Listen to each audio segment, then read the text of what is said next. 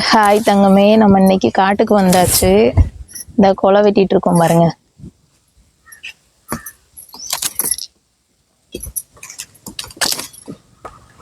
பெருசாயிருச்சு.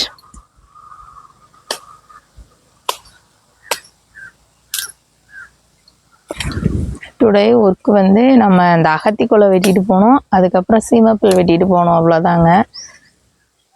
இருங்க வெட்டி முடிச்சுட்டு கூப்பிட்றேன். நம்ம போயிட்டு காட்டுக்கு போயிட்டு வீட்டுக்கு வந்தாச்சு. இந்த அப்படி பாருங்க, இதுதான் நம்ம தொழுவு. இதுதான் நம்ம தொழுவு. இது வந்து மாட்டு தொழுவு. இவ வெள்ளையம்மா செவலை, இது வெள்ளையம்மா பொண்ணு அந்த பக்கத்தில் இருக்கிறவ பாருங்க. இதுதான் என்னோட தொழுவு. குட்டீஸ் அந்த கிடக்காங்க, கருத்தம்மா அங்கே கிடக்காங்க, ஒரு 3 கண்ணுக்குட்டி அங்கே இருக்குது. அதுக்கப்புறம் இது வந்து எங்கள் மாட்டுத்தொழுவு ஆட்டுத்தொழுவு, ஆட்டுத்தொழுவு.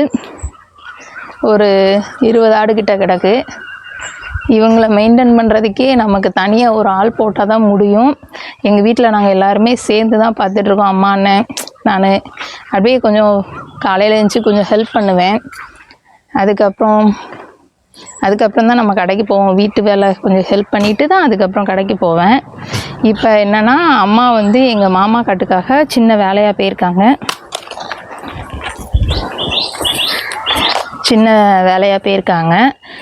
அவ்வளோதான், இன்னையோட அங்கே வேலை முடிஞ்சிடும். அதுக்கப்புறம் அம்மா வீட்டில் இருப்பாங்க. நான் அம்மா கூட பில்லுக்கு போயிட்டு சீக்கிரமாக கடைக்கு கிளம்பி போகணும்.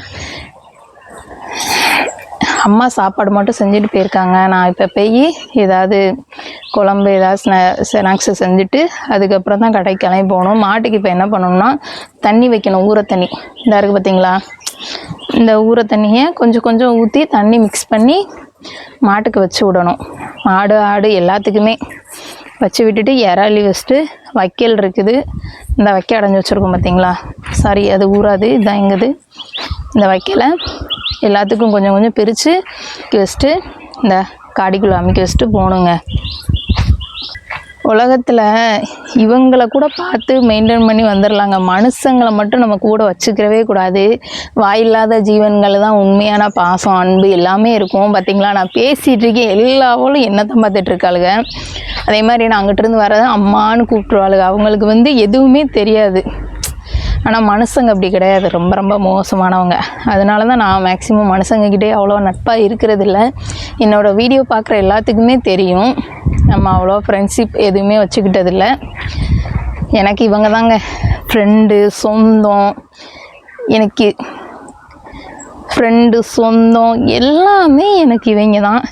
என்னோடய ஃபேமிலி மெம்பர்ஸை தவிர்த்து எனக்கு எல்லாமே இவங்க தான். இவங்க மட்டும் கடைசி வரைக்கும் இருந்தால் போதுன்னே சொல்லலாம். வேறு எந்த உறவும் பெருசாக வேண்டாம். வேறு என்ன சொல்கிறது. ஓகே கைஸ், எனக்காக கொஞ்சம் சப்போர்ட் பண்ணுங்கள். லைஃப்பில் எல்லாத்தாலையும் ஏதாவது சாதிக்க முடியும். நானும் இவ்வளோ நாள் வீடியோ போட்டுட்ருக்கேன். எந்த ஒரு ரீச் ஆகணும் செய்யணும் அப்படின்னு நான் நினச்சதே இல்லை. இப்போ தான் ஒரு சில கட்டங்கள் நடவடிக்கை எடுத்து, சரி இதுலேயும் நம்ம சும்மா எதுக்கு ரீல்ஸ் பண்ணிகிட்ருக்கணும் அப்படின்னு சொல்லிட்டு, சரி நம்ம இதுலேயுமே கொஞ்சம் எல்லோரும் பண்ணுற மாதிரி தினமுமே ரொட்டீனாக வீடியோ எடுத்து போடலாம். எனக்கு தெரிஞ்ச விஷயங்களை நான் உங்ககிட்ட ஷேர் பண்ணிக்கலான்னு நினைக்கேன்.